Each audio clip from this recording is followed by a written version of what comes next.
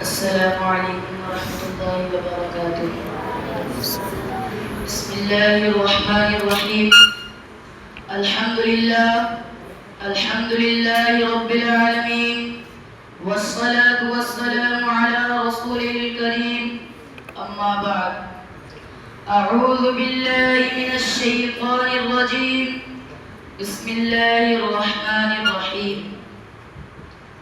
وما أرسلناك إلا رحمة للعالمين، صدق اللہ العظیم۔ ہم نے ہر دور میں تقدیس رسالت کے لیے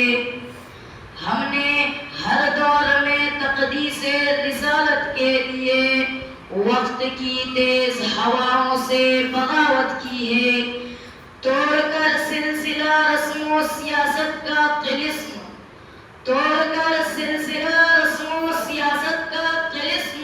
فقط ایک نام محمد سے وفا کی ہے۔ صدر محترم اور حاضرین محفل اور مشفق و محترم اساتذہ کرام اور دور دراز سے آنے والے مہمانان نظام اور گلشن اسلامیہ کے جیالو، میں نے دوران خطبہ آیت کریمہ تلاوت کی ہے جس میں مدنی آقا تاجدار مدینہ محمد عربی صلی اللہ علیہ وسلم کے بارے میں خداوند قدوس نے یہ اعلان فرما دیا کہ ہم نے محمد صلی اللہ علیہ وسلم کو تمام دنیا کے لیے رحمت بنا کر بھیجا ہے۔ آئے دنیا میں بہت پاک مکرم بن کر کوئی آیا نہ مگر رحمت عالم بن کر۔ اس آیت کی روشنی میں پیغمبر آخری صلی اللہ علیہ وسلم کے دریائے رحمت کا ایک قطرہ اور ایک بوند بھی پیش نہیں کر سکتے، کیونکہ یہ وہ ذات گرامی ہے جس کی مدح و تعریف کے آگے شاعر دربار رسالت حضرت حسان رضی اللہ عنہ نے بھی ہتھیار ڈال دیا، تو مجھے لب کشائی کی کیا برو ہو سکتی ہے۔ سچ کہا میر انیس لکھنوی نے، میں کیا ہوں میری مدح کیا ہے اے شہنشاہ،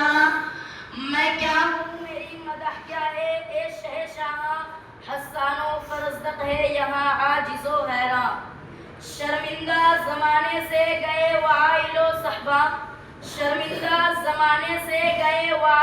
صحبہ، قاصر ہے سخن فہم سخن سخج سخندہ۔ کیا مدح کفِ خاک سے ہو نور خدا کی، لکنت یہاں کرتی ہے زباں فصحا کی۔ لیکن اگر ہم رحمت عالم صلی اللہ علیہ وسلم کی پوری تعریف نہیں کر سکتے تو اکیلے چھوڑ بھی نہیں سکتے۔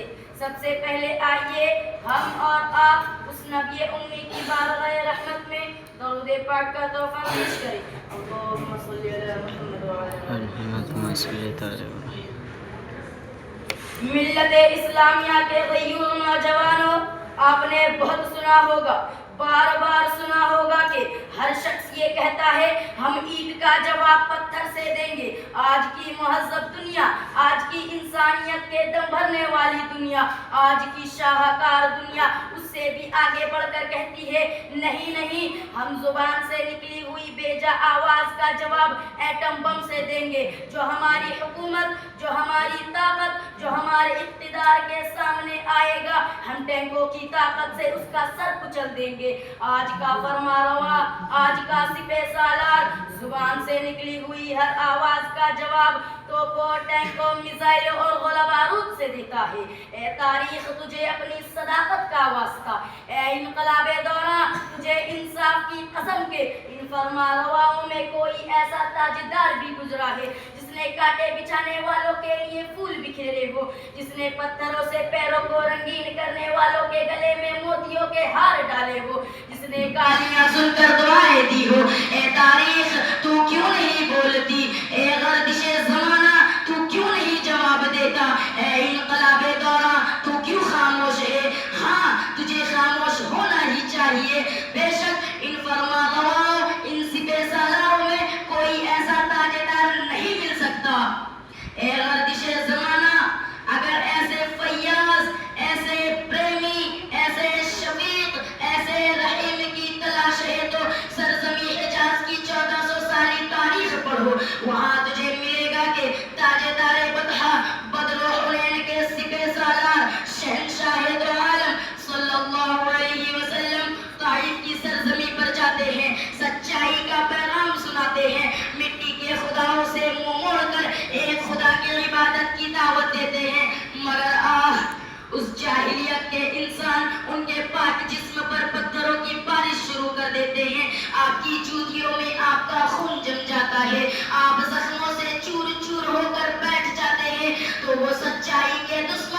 بازو پکڑ کر اٹھاتے ہیں اور پتھروں سے چور کرتے ہوئے شہر سے باہر چھوڑ جاتے ہیں۔